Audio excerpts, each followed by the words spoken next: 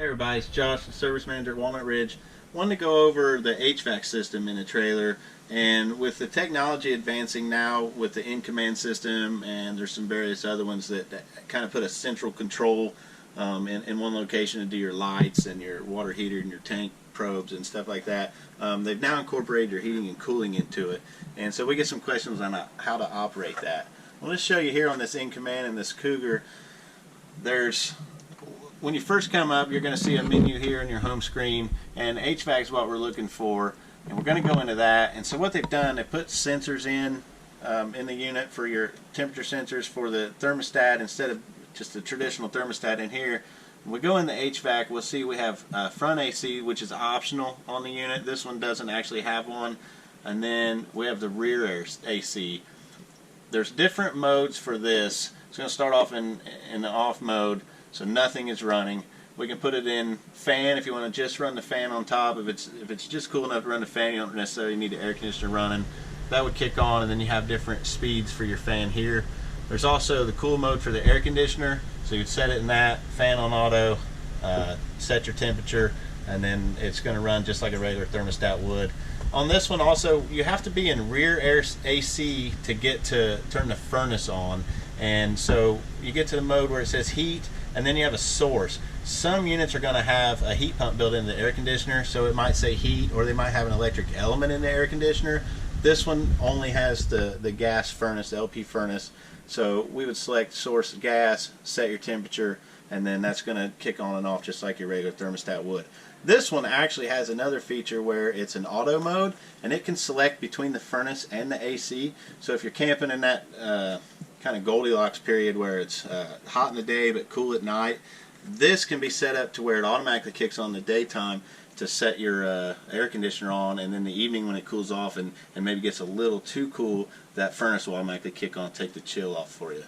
So that is the new HVAC control on the in-command.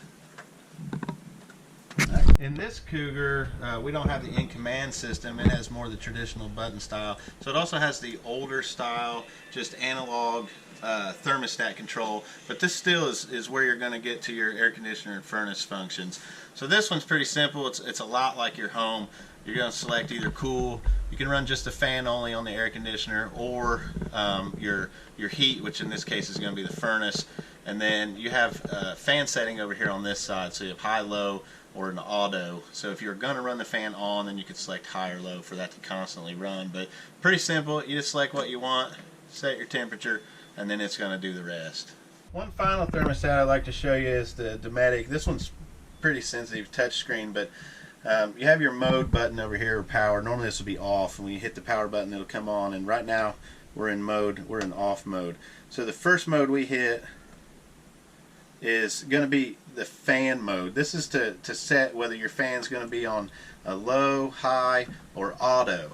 And the reason I want to show you this is we get a lot of calls that when people are using their furnace and their fan has been set to auto for the air conditioner, Dometic has designed this so that when the furnace kicks on, the fan will run on the air conditioning unit to help circulate that air. So people think there's a problem with this system because their air conditioner kicks on every time that their furnace kicks on.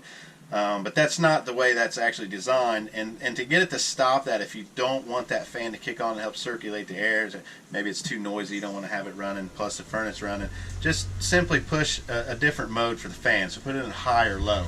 Now keep in mind, if you put that in high or low, if you're going to be using your air conditioner, especially if it's a really humid day or hot outside, you're going to want that in high and not low, because if you run that fan on low, chance of freezing up the coils on your air conditioner, and then you're going to not be blowing cold air through the unit. You're going to see some moisture building up around the return air where your filter is, and then that's going to be the problem, is because there's not enough airflow going through.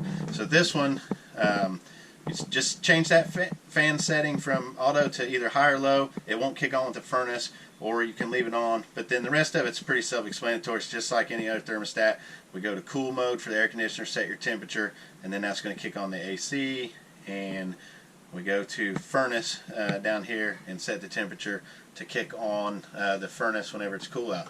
Another feature this particular thermostat has, if you push both these buttons, you'll change that from Fahrenheit to Celsius. So a lot of times people will say that it's weird, it's things saying it's 5 degrees in here, but that's That's because we're in the wrong mode. So you just push both those buttons at the same time to get it back to normal.